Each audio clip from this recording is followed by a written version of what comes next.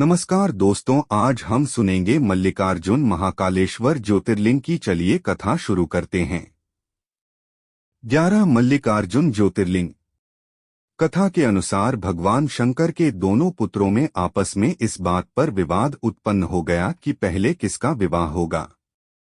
जब श्री गणेश और श्री कार्तिकेय जब विवाद में किसी हल पर नहीं पहुंच पाए तो दोनों अपना अपना मत लेकर भगवान शंकर और माता पार्वती के पास गए। अपने दोनों पुत्रों को इस प्रकार लड़ता देख पहले माता पिता दोनों को समझाने की कोशिश की, परंतु जब वे किसी भी प्रकार से गणेश और कार्तिकेयन को समझाने में सफल नहीं हुए तो उन्होंने दोनों के समान एक शर्त रखी।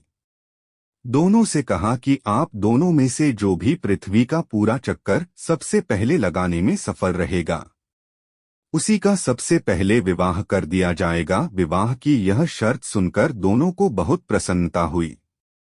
कार्तिकेयन का वाहन क्योंकि मयूर है, इसलिए वे तो शीघ्र ही अपने वाहन पर सवार होकर इस कार्य को पूरा करने के लिए चल दिए, परंतु समस्या श्री गणेश के सामने आई। उनका वाहन मूषक है और मूषक मंदगति जीव है। अपने वाहन की गति का विचार आते ही श्री गणेश समझ गए कि वे इस प्रतियोगिता में इस वाहन से नहीं जीत सकते। श्री गणेश है चतुर बुद्धि, तभी तो उन्हें बुद्धि का देव स्थान प्राप्त है। बस उन्होंने क्या किया, उन्होंने प्रतियोगिता जीतने का एक मध्य मार्ग निकाला और शास्त्रों का अनुसरण करते हुए अपने माता पिता की प्रदक्षिणा करनी प्रारंभ कर दी। शास्त्रों के अनुसार माता पिता भी पृथ्वी के समान होते हैं। माता पिता उनकी बुद्धि की चतुरता को समझ गए और उन्होंने भी श्री गणेश को कामना पूरी होने का आशीर्वाद दे दिया।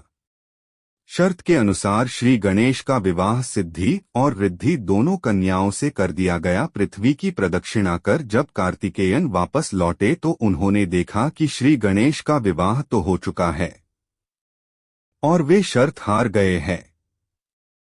श्री गणेश की बुद्धिमानी से कार्तिकेयन नाराज होकर श्री शैल पर्वत पर चले गए। श्री शैल पर माता पार्वती पुत्र कार्तिकेयन को समझाने के लिए गई और भगवान शंकर भी यहाँ ज्योतिर्लिंग के रूप में अपनी पुत्र से आग्रह करने के लिए पहुँच गए। उसी समय से श्री शैल पर्वत पर मल्लिकार्जुन ज्योतिर्लिंग की स्थापना हुई और इस पर्वत पर शिव का पूजन करना पुण्यकारी हो गया। 12 महाकालेश्वर ज्योतिर्लिंग। महाकालेश्वर ज्योतिर्लिंग की स्थापना से संबंधित के प्राचीन कथा प्रसिद्ध है। कथा के अनुसार एक बार अवंतिका नाम के राज्य में राजा वृषभसेन नाम के राजा राज्य करते थे। राजा वृषभसेन भगवान शिव के अन्य भक्त थे। अपनी दैनिक दिनचर्या का अधिकतर भाग वे भगवान शिव की भक्ति में लगाते थे। एक बार पड़ोसी राजा ने उनके राज्य पर हमला कर दिया। राजा वृषभसेन अपने साहस और पुरुषार्थ से इस युद्ध को जीतने में सफल रहा। इस पर पड़ोसी राजा ने युद्ध में विजय प्राप्त करने के लिए अन्य किसी मार्ग का उपयोग करना उचित समझा।